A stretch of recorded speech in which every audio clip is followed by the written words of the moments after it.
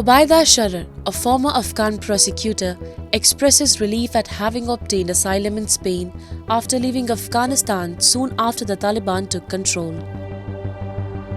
She is one of 19 female prosecutors who have been granted asylum after spending up to a year in limbo in Pakistan without receiving official refugee status following the Taliban's takeover. Sharar claimed that despite feeling safe in Spain, she was unable to enjoy her new life because she knew that other women were suffering. A woman from Afghanistan.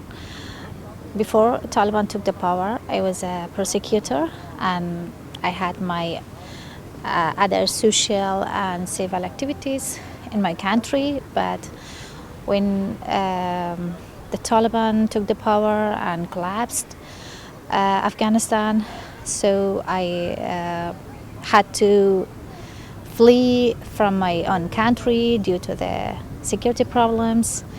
And after a while, fortunately, I immigrated to Spain, and right now I am here with my family and waiting for a bright future and start a new life.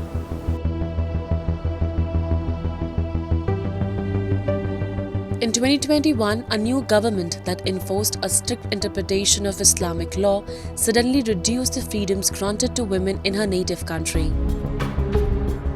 Over the past year, the Taliban government has prohibited girls and women from enrolling in high schools and colleges. Sharar's occupation and that of her co-workers in Afghanistan was risky.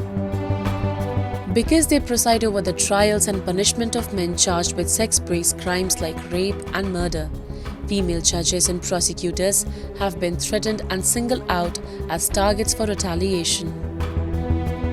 Many of the women have claimed that Western governments and international organizations have abandoned them.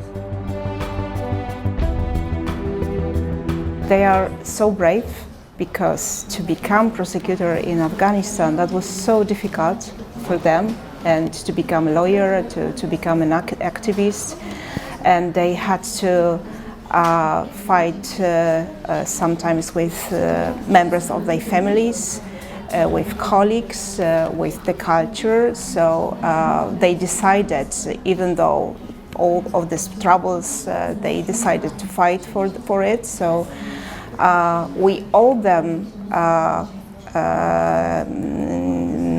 to help them in this situation.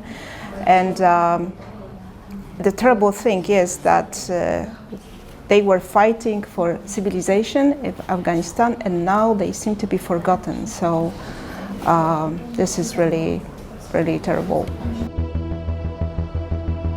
Taliban has said that any Afghan who has left the nation is welcome to return to a repatriation council because Afghanistan is the joint home of all Afghans. However, several reports have confirmed the erosion of basic human rights across the country since the Taliban takeover, pointing out they bear responsibility for extrajudicial killings, torture, arbitrary arrests and detentions, and violations of fundamental freedoms. Women and girls have seen their rights to access education, the workplace, and participate in public life restricted. The de facto authorities have limited dissent by cracking down on protests and curbing media freedoms.